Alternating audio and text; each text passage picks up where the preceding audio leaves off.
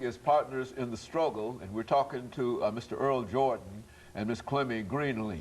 And of course, Mr. Jordan, I think we promised that during the final segment, we would give you an opportunity to talk about some of the real problems dealing with drugs and gangs within these communities that, in many instances, prompt all of this gun violence that we're talking about. Let's talk about it from that perspective. That's basically it. You know, I think that here in Nashville, we're getting a population there of gangs here in Nashville, and the drug activity that leads with some of these young men who are affiliated with gangs, I figured it's causing a lot of the murders and gun violence that's going on.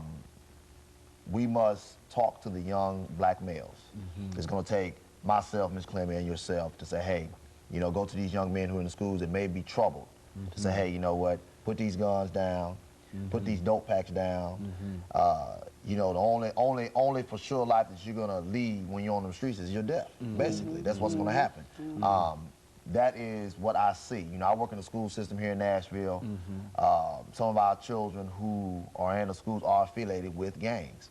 And I asked them, I said, will these gangs love you when you're incarcerated? Okay. Will these gangs love you or help out your moms when, you know, she may need some food on her table or what have you?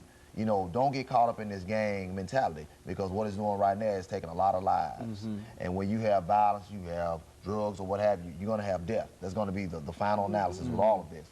And so I think we need to address this from, you know, the governor's standpoint, the mayor, chief police, who I think is doing a good job. You know, I know he's getting a lot of flack over his son and things of that nature, but he's doing a good job. He's doing everything that he can, but it's going to take us to make sure that we can crack down on what's going on in our community, you know, and that's where it is, you know. And when I come in or when we come in, it's just to say, hey, you know what, we're going to put that voice where the voice wasn't before. And when we speak, you're going to hear us. And that's what Partners in the Struggle is all about. Well, you know, you mentioned the fact of gangs in Nashville. Now, did not the police department say that there are no gangs and there's no gang activity or no gangs in Nashville? That these are, I mean, and I say that because it seems that you're working within the area, whatever, and you have done it, and you believe that we've got a lot of gangs in Nashville that are acting in concerted efforts to do what gangs do. If they stated that, then I don't know, because I've seen several situations where they say it may have been a gang situation. So maybe they did, maybe they didn't. I know for a fact these are what my kids talk about, the Bloods and the Crips. You know, and that's not something that you learn on Sesame Street. These are, you know,